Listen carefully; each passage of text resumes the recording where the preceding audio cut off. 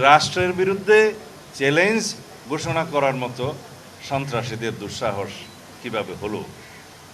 তারা এই রাস্তা কেটে ভেকু নিয়ে এসে বুলডোজার নিয়ে এসে র্যাবের আন্ডার কনস্ট্রাকশন ক্যাম্প ভেঙে দেওয়ার সাহসটা থেকে পায়?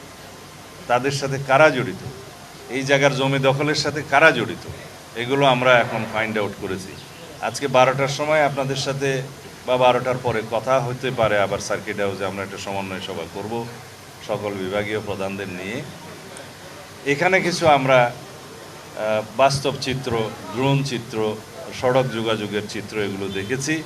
কিছু সরকারি সিদ্ধান্ত জানিয়েছি যেগুলো বাস্তবায়ন হবে। সলিমপুর ইউনিয়ন পাশে সীতাকুণ্ডের সাথে যোগাযোগ, ভাটিয়ারের সাথে যোগাযোগ, হাটাজারি বাইপাসের সাথে যোগাযোগ এবং চট্টগ্রাম কক্সবাজার মহাসড়কের সাথে যোগাযোগ কিভাবে স্থাপন করা যায়, কিভাবে রোড নেটওয়ার্ক স্থাপন করা যায় এবং এখানে আমাদের যে পুলিশের জন্য, বিজিবির জন্য, র্যাবের জন্য, অন্যান্য বাহিনীর জন্য এবং সেনা নিবাসের জন্য কি কি ফ্যাসিলিটিস ক্রিয়েট করা যায় সেই বিষয়ে আমরা কথা বলেছি।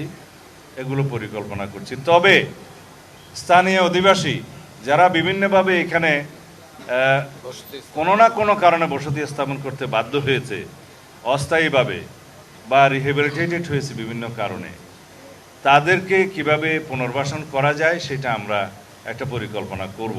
তাদের কাউকেই এখান থেকে আপাতত উচ্ছেদ করা হবে না।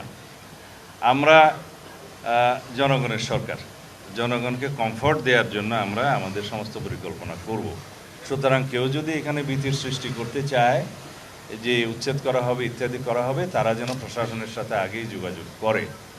এখানে কারাগারের একটা স্থাপনা অনেক বছর আগের থেকেই ঝুলে আছে, যেটা চট্টগ্রাম কারাগারকে শিফট করার।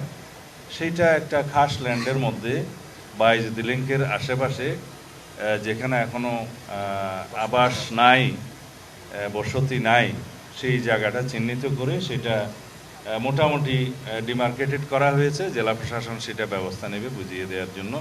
এটা প্রশাসনিক অনুমোদন অনেক আগেই দেওয়া হয়েছে।